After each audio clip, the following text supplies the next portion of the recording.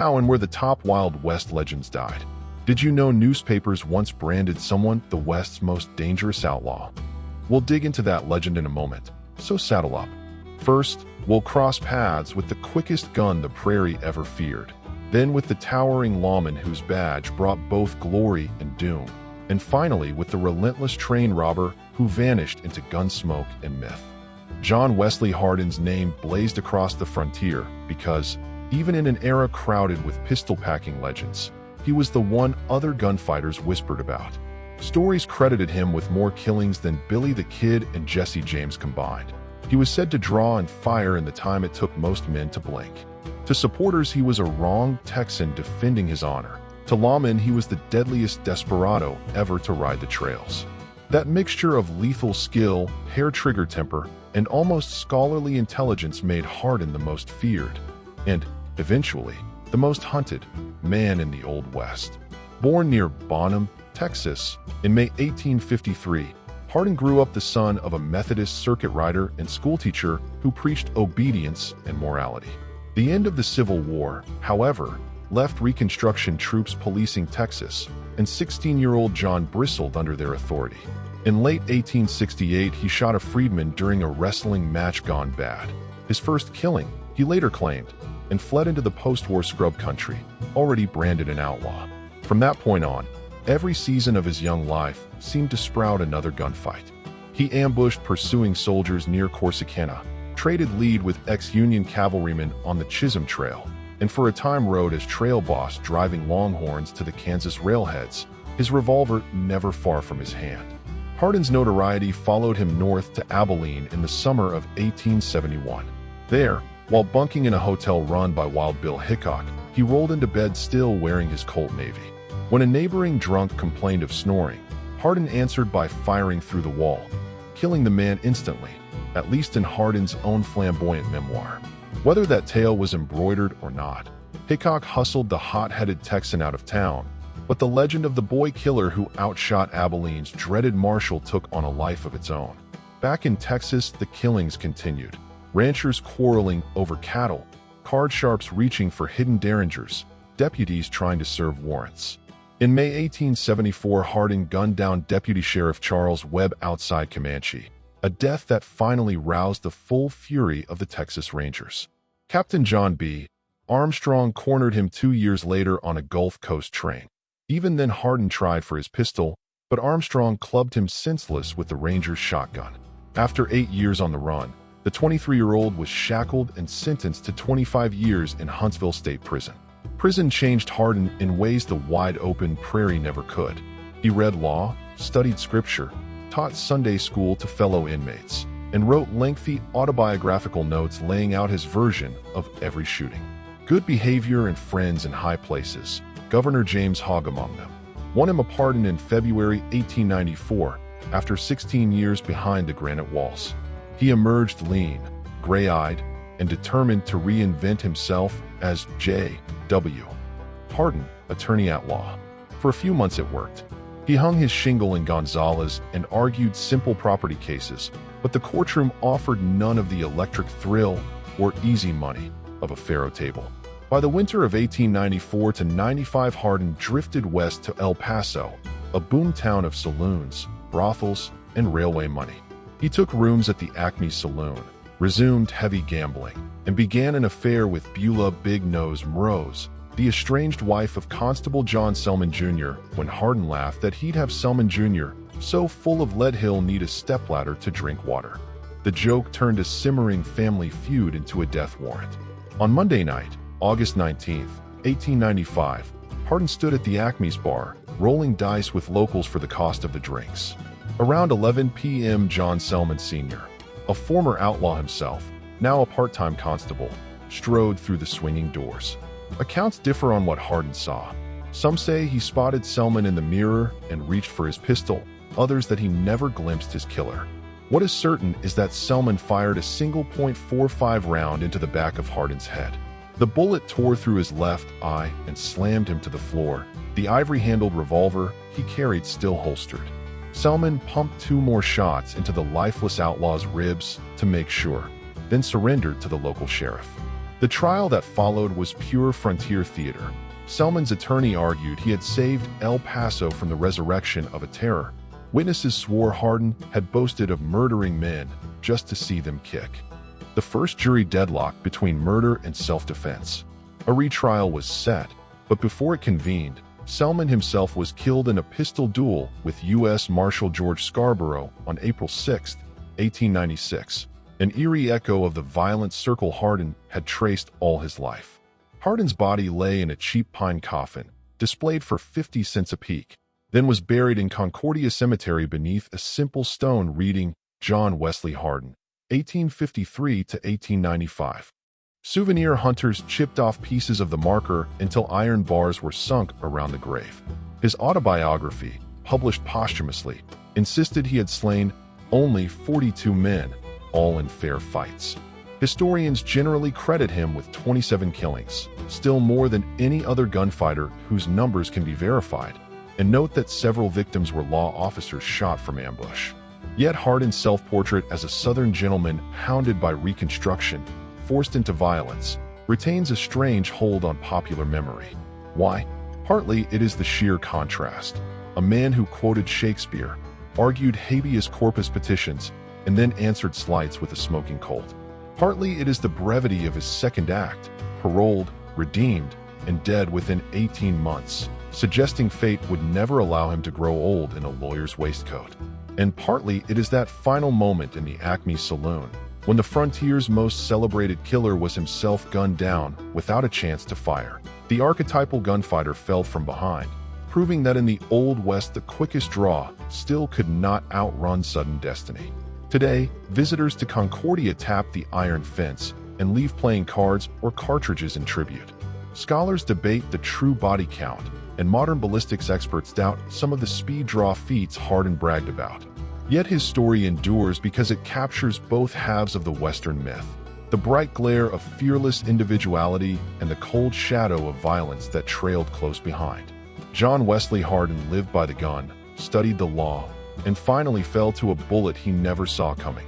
A stark reminder that in the turbulent heart of the frontier, reputation might make a legend, but it could never guarantee a tomorrow.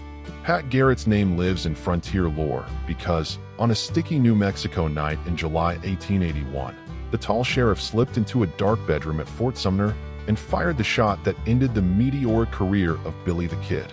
In a territory weary of rustlers and range wars, that single pull of a Colt trigger transformed a lanky former buffalo hunter into the man who, at least for a moment, seemed to have tamed the West's most notorious outlaw. Patrick Floyd Jarvis Garrett was born on June 5, 1850, in a cotton-rich corner of Chambers County, Alabama. The Civil War wrecked his family's finances, and at 19 he rode west into the buffalo grass of the Llano Estacado. There the 6'3" drifter skinned hides, gambled in raw saloons, and learned that survival often balanced on the weight of a revolver. By 1878, he had landed in Lincoln County, New Mexico Territory, tending bar at Pete Maxwell's place, and watching local stockmen line up behind rival merchants in the simmering conflict that would ignite into the Lincoln County War. Garrett kept mostly neutral during that bloody feud, but he took careful measure of a wiry young rustler, then calling himself William Bonney. The kid's daring raids and knack for escape impressed Garrett even before politics nudged him toward law enforcement. In November 1880, Lincoln County voters, exhausted by killings and cattle theft, elected Garrett sheriff on the promise that he would bring order. The new badge bearer wasted no time. He raised posses, followed the kid's tracks through winter blizzards, and cornered the gang at Stinking Springs just before Christmas. The kid went to trial, was condemned to hang, and promptly staged a legendary jailbreak in April 1881, killing 2 deputies on his way out of the courthouse at Mesilla. Garrett, now under heavy pressure from territorial officials, traced his quarry to Fort Sumner. On the humid night of July 14th, he slipped into the adobe home of Pete Maxwell, where the outlaw was rumored to be visiting. In a darkened bedroom, Garrett confronted a figure looming in the doorway, heard the startled Spanish question, "Quién es?" "Who's there?" and fired. A single bullet beneath the heart killed Billy the Kid at 21. Garrett sent a telegram announcing success, and newspapers across the nation trumpeted the end of an era. Fame proved fickle. Some praised Garrett as the West's boldest peace officer. Others whispered he had bushwhacked a boy he once called friend. To defend his reputation and pad his thin wallet, Garrett teamed with a local newspaperman to write the authentic life of Billy the Kid in 1882. The book, hurriedly printed and haphazardly distributed, failed to sell. Soon Garrett lost re-election, and the glow of heroism dimmed. He drifted through a patchwork of jobs: Texas Ranger Scout, customs inspector at El Paso, irrigation promoter, even gambling hall owner.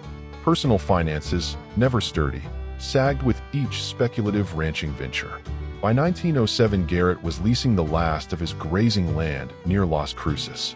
The tenant, Wayne Brazel, chose to run goats, animals Garrett despised for stripping the fragile desert grass to bare dust. Tempers flared all winter, complicated by lingering debts and by Garrett's companionship with Carl Adamson, a racer and sometime horse thief. On February 29, 1908, Leap Day, Garrett, Brazel, and Adamson happened to travel the same lonely wagon road east of town. Accounts differ on the moments that followed. Brazel later claimed the former sheriff cursed the goats, reached beneath his coat as though drawing a gun, and turned his horse off the track. Fearing for his life, Brazel said, he raised a Winchester .44-40 and fired twice. The first round bored behind Garrett's left ear and exited above the right, killing him before he hit the sand. The second smashed his head as he fell. His spectacles, a folded pocket map, and the silver coins he carried spilled into the wagon ruts. Adamson, witnesses would later remember, sat still and offered no aid. Brazel rode directly to Las Cruces and surrendered, announcing, "I've just killed Pat Garrett." The courtroom drama lasted a single spring day in May 1909. Prominent attorney and future U.S. Senator Albert B. Fall defended Brazel. Adamson mysteriously vanished across the border, and a jury of ranchers, many none too fond of Garrett's debts or his unpredictable temper, returned a swift verdict of not guilty on grounds of self-defense. Officially, the case ended there, yet the desert buzzed with other theories. That Adamson pulled the trigger, that wealthy rancher W. Cox hired a killer to secure water rights, or that notorious assassin Jim Miller took the job for cash. More than a century later, historians still juggle suspects, but conclusive proof remains as elusive as the kid's lost six-shooter. Garrett's funeral procession wound quietly through Las Cruces to the Masonic cemetery. A cavalry band played, Masonic brothers intoned their rites, and a second-hand coffin scarcely long enough for Garrett's rangy frame was lowered into the soil. His widow, Apollinaria, and their 8 children inherited little beyond unpaid notes. Within a few years, the family ranch was sold to cover back taxes. Yet Garrett's legend marched on. Dime novels, ballads, and later Hollywood productions recast him sometimes as grim lawgiver, sometimes as opportunistic gunman haunted by regret. Why does Pat Garrett's story still hold fascination? Perhaps because it rings with frontier irony. He wore the badge that ended an outlaw epic, yet could never escape poverty's shadow. He wrote the first full account of Billy the Kid, yet was undone by rumor and conflicting testimony. And in a final twist worthy of Shakespeare, the man who proved the kid could be caught failed to foresee a rifle leveled at his own skull on a day that appears on calendars only once every 4 years. Today, travelers speeding along U.S. Route 70 can spot a weather-beaten marker near the site where his blood darkened the sand. Coins, spent cartridges, and the occasional playing card lie at its base. Quiet tokens recognizing a sheriff who became as puzzling and compelling as the outlaw he once pursued. Stand there at sunset, with the Oregon mountains flushed crimson, and it is easy to imagine faint hoofbeats fading into desert twilight. Echoes of a man who believed a badge and firm resolve could tame chaos, only to discover that the frontier answers to nobody's design. Garrett's life, buffalo hunter, sheriff, author, debtor, mystery victim, remains proof that in the uneasy territory between law and lawlessness, one unexpected gunshot can rewrite every line of a legend. Kid Curry, born Harvey Alexander Logan but baptized in frontier legend under a deadlier name, earned his fame as the Wild Bunch's quickest, fiercest gun.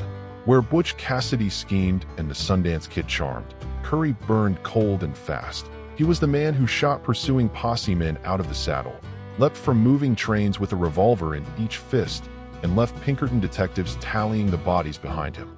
Newspapers called him the West's most dangerous outlaw, and every bullet story that nipped at his heels only hardened the legend.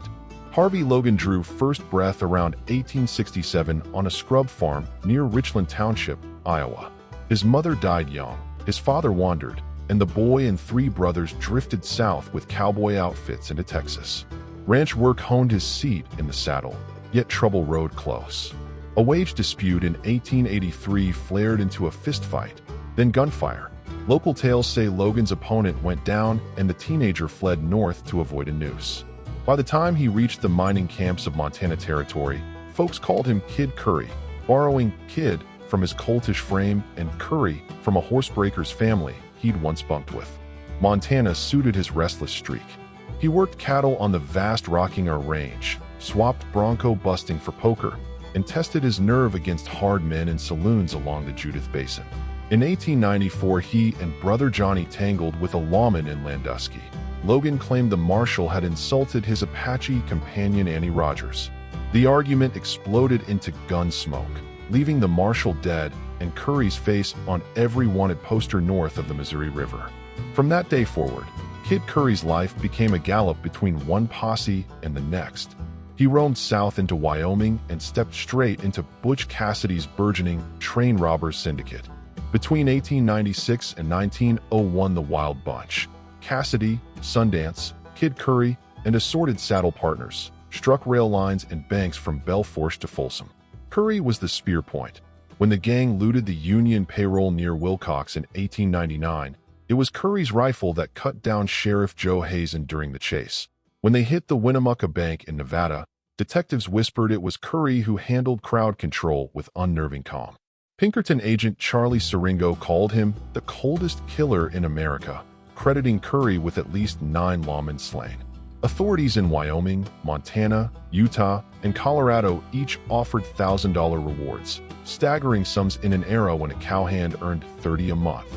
The Wild Bunch posed for their notorious Fort Worth studio portrait in 1900, dapper in new hats and silk vests, and Curry's glare seemed to dare every tin star in the land to come collect.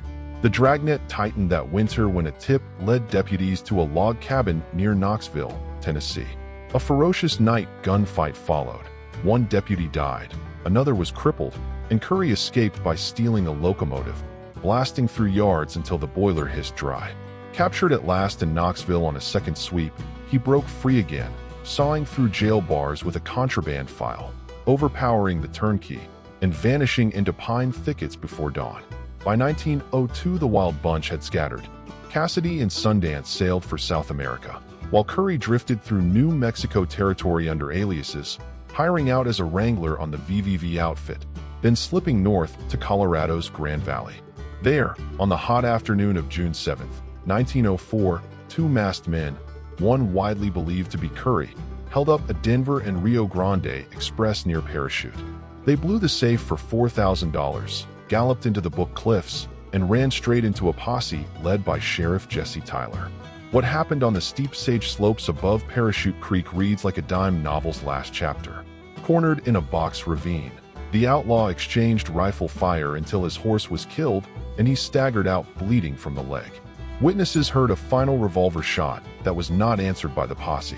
When deputies advanced, they found a stocky man on his back, hat over his face, Colt still warm in his hand.